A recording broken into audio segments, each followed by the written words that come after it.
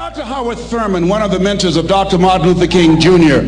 and Albert Schweitzer and Mahatma Gandhi, he was a very brilliant writer. He wrote some things that really grabbed me. He wrote, "Deep is the hunger, the voice of the genuine, the centering moment." During the time after receiving 238 radiation seed implants, I was reflecting on his words, and these words kept me up that night.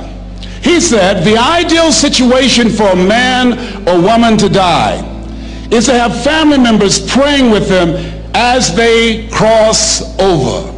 He said, "But imagine, if you will, being on your deathbed and standing around your bed, the ghost of the dreams, the ideas, the abilities, the talents given to you by life, and that you, for whatever reason, you never went after that dream.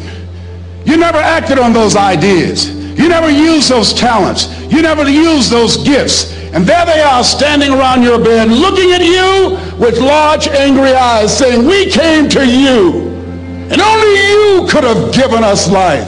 And now we must die with you forever.'"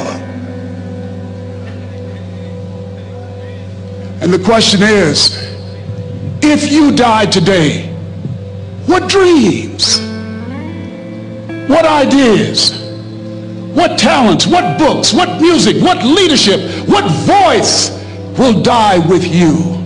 Miles Monroe, great orator and speaker, said the wealthiest place on the planet, it's not in the Far East where there's oil in the ground. It's not in South Africa where there are diamond mines. He said the wealthiest place on the planet is the cemetery, because there you'll find greatness that we've never seen. There you'll find talent and genius and potential never actualized.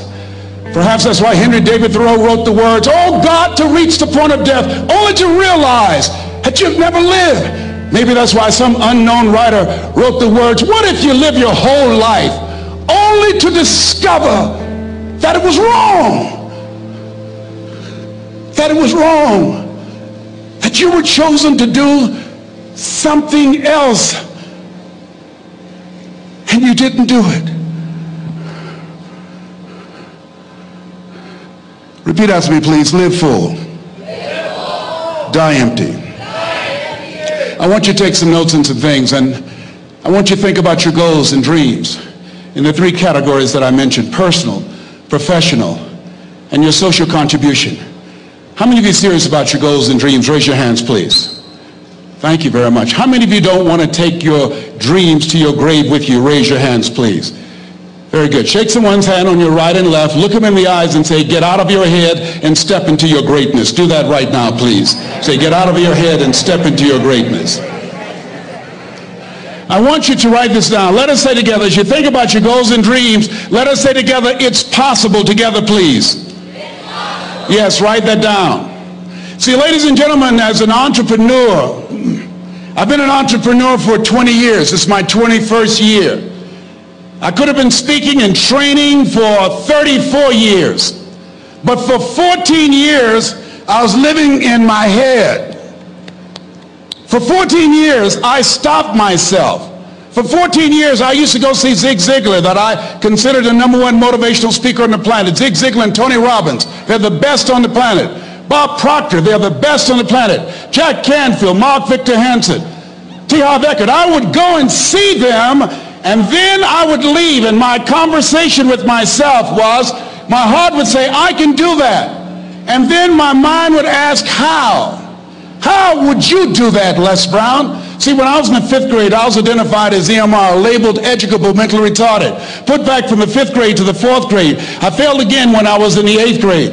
I have no college training. And a man changed my life, and I'll never forget his name, Mr. Leroy Washington. He's in his 80s now, and he's blind from glaucoma, but he gave me a different vision of myself. I was in his class waiting on another student. He came in and said, "Young man, go to the board and work this problem out for me." I said, "Oh, sir, I can't do that." I said, "Why not?" I said, I'm not one of your students." He said, "Look at me." "Yes, sir.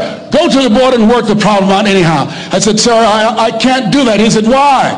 I said, "Sir, because I'm educable mentally retarded, sir. I'm in special education." And the students started laughing. They said, "That's Leslie." "That's not Wesley. He's DT. Wesley is the smart twin." He said, "What does DT stand for?" I said, I'm the dumb twin, sir.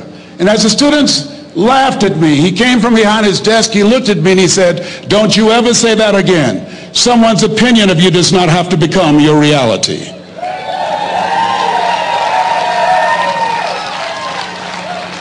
On one hand, I was humiliated, but on the other hand, I was liberated, because he looked at me with the eyes of Goethe, who said, look at a man the way that he is, he only becomes worse.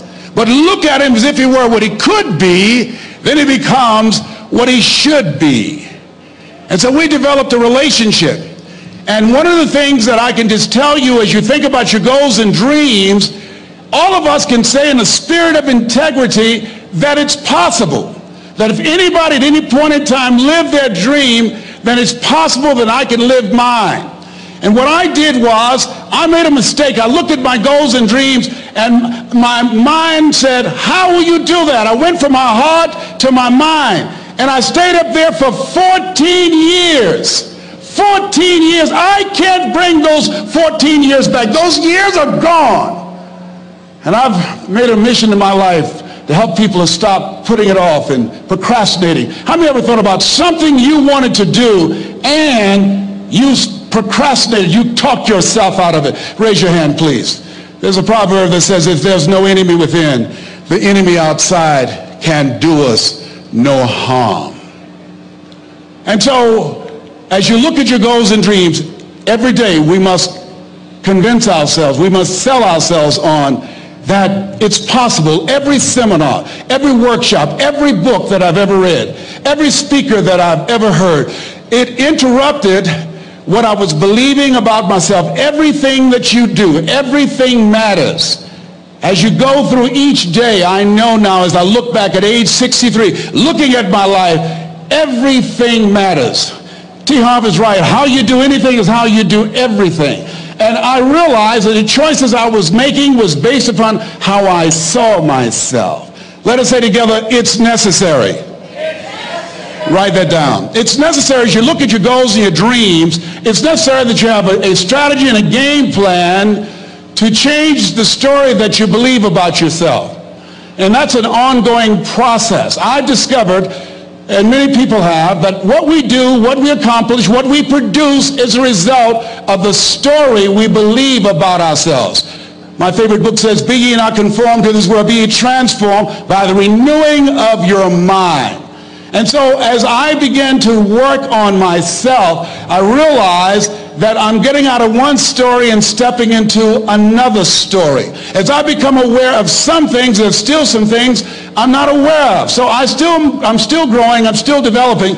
I'm like the lady who said, Lord, I ain't what I want to be, ain't what I'm going to be, but thank God I sure ain't what I was. But I realize that you have to work on yourself on a regular basis, and write this down, for mental mindset.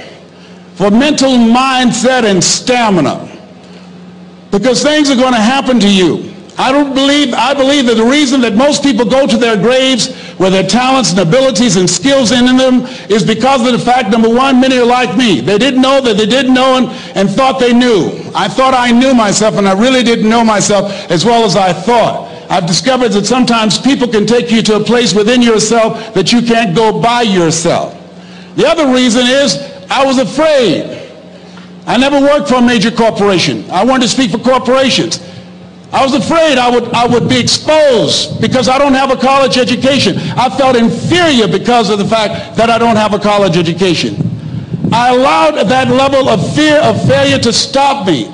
And because I never had any experience in it, I assumed that I could not do it.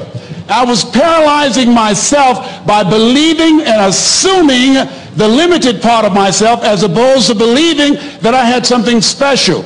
You have something special. There's something you want to do. Because you don't know how to do it doesn't mean that you can't learn. I like something that I heard. You don't have to be great to get started, but you have to get started to be great. Repeat after me, please. Leap and grow your wings on the way down. See, the people that will live their dreams, the 2% that will do that, these are, and write this down, become a risk taker. They're risk takers. They don't mind failing. They don't mind making mistakes. They're willing to take life on, take life in the collar. This, God said, if you're not willing to risk, you cannot grow. And if you cannot grow, you cannot become your best. And if you cannot become your best, you can't be happy. And if you can't be happy, then what else is there?